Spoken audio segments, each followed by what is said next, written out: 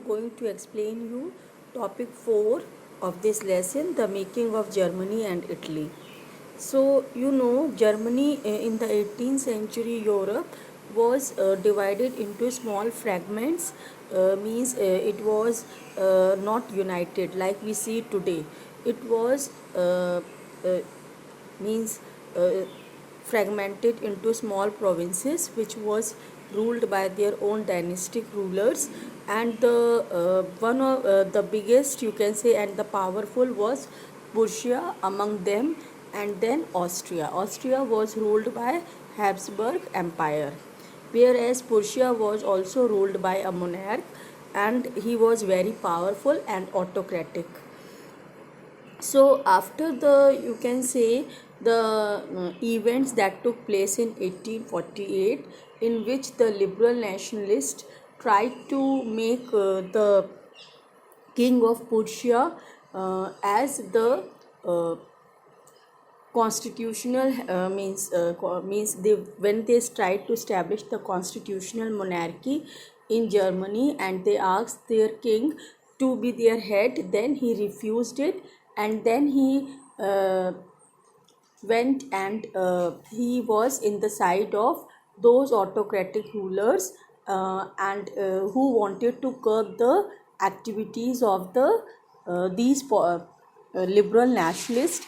And these autocratic rulers, they were very powerful and they were having very big army. So with the army, they curbed the liberal nationalists in Europe, and also the liberal nationalists who belonged to the upper class society or the wealthy class. They were not supporting the poor persons because they themselves were the industrialists, and so they were not doing anything for the welfare of the poor persons or the labor class.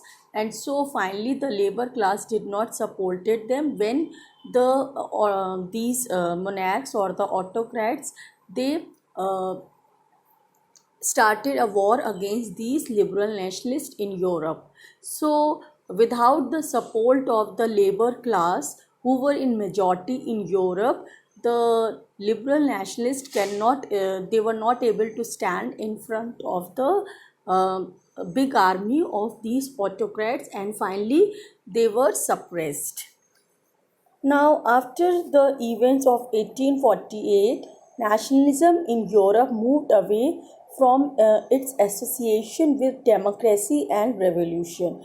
So now again the conservatism rule was established because all the activities of the liberal nationalists were curbed, and the ideology that they have spread, that is of the people's rule, that is democracy and republican form of government, uh, was moved away.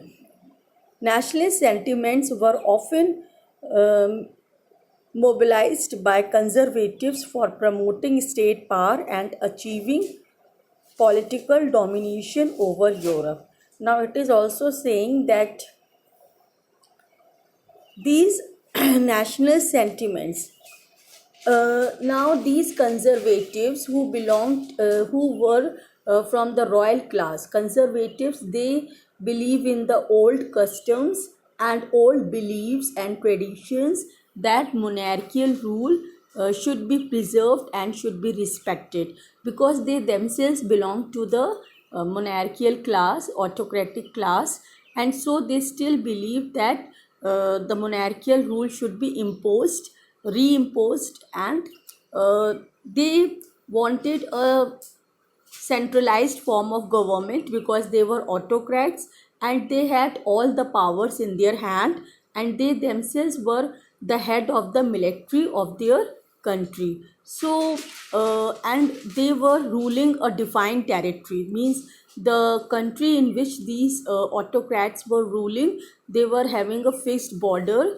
they were having a defined territory, and they were implementing the uniform laws for all the people who were living in the country. So they also tried to arouse the feeling of nationalist sentiments among the people of their country, by implementing the universal law and by making them more powerful.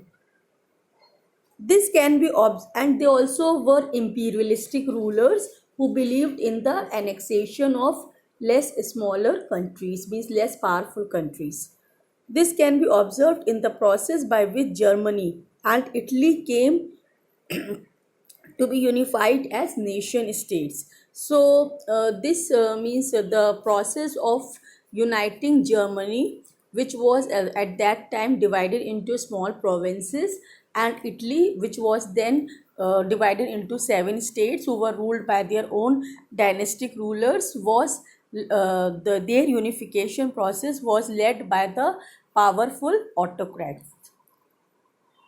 Uh, Okay, now next is or the you can say monarch who were the most dominant and powerful.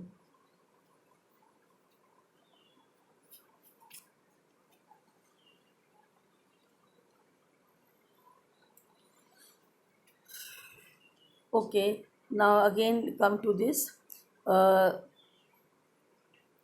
the liberal. Okay, now this can be observed by in the process by which Germany and Italy came to be unified as a nation state. As you have seen, nationalist feelings were widespread among middle class Germany, who in 1848 tried to unite the different regions of the German Confederation into a nation state governed by an elected parliament.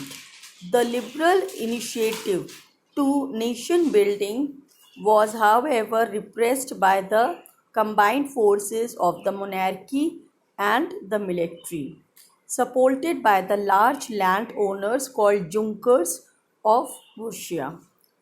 From then on, Purusha took on the leadership of the movements for the national unification. Now it is saying कि from the 18th century only, means after the event that took place in 1848, in which the middle class who were somewhat rich and property owner people living in Germany Confederation, they also wanted to unite themselves and they wanted to live in a united nation, or you can say a big nation which is known as Germany. And for this they also started their efforts for uniting the smaller nations, or when all the middle class people united to form a big nation called Germany. But their initiative was crushed by the monarchs, who did not wanted a republican and a democratic form of government to be established in Germany. They still wanted the monarchical form of government. So this unification, which was led by the middle class people, was crushed by these monarchs, by these autocrats. And now the process to unite the small divisions of Germany into a big nation fell into the hands of the big and powerful empire, that is Prussia, to unite all the 39 uh,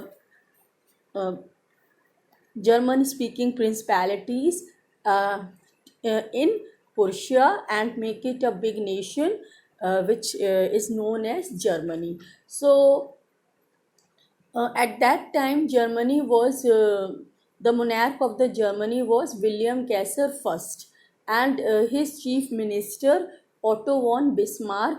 He led to the unification of Germany. Uh, then from okay, the this I have already explained you. Prussia took on the leadership. So Prussia at that time was one of the most powerful empire of the German Confederation, and so the it took the initiative to unite the other smaller states of Germany into a big confederation which will be known as Germany. That is 39 principalities. Its chief minister, Otto von Bismarck, was the architect of of this process carried out with the help of the Prussian army and bureaucracy. And Otto von Bismarck was also very cunning and powerful person, and he was the chief minister of Prussia. And so, with the help of their efficient bureaucrats, the high administrative official and its big and powerful army, it started the process of uniting the Germany. In January 1871, the Prussian King William I was proclaimed emperor in a ceremony held at Versailles. Sorry, I have left few things.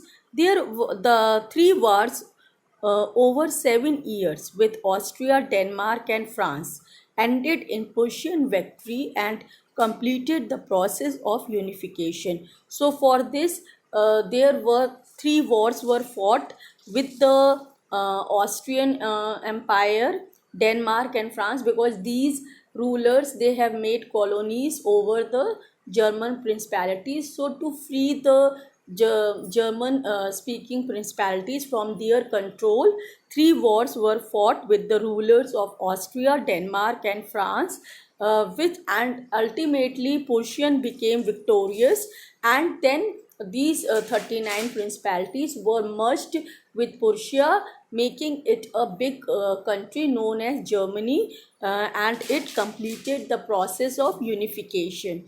In January 1871, the Prussian king, who was that at that time the Prussian king William I, was proclaimed, means he was now claimed as the king of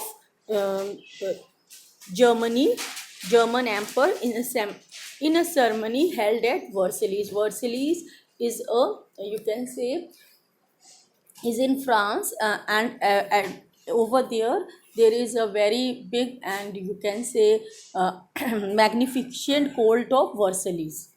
So this much for this time.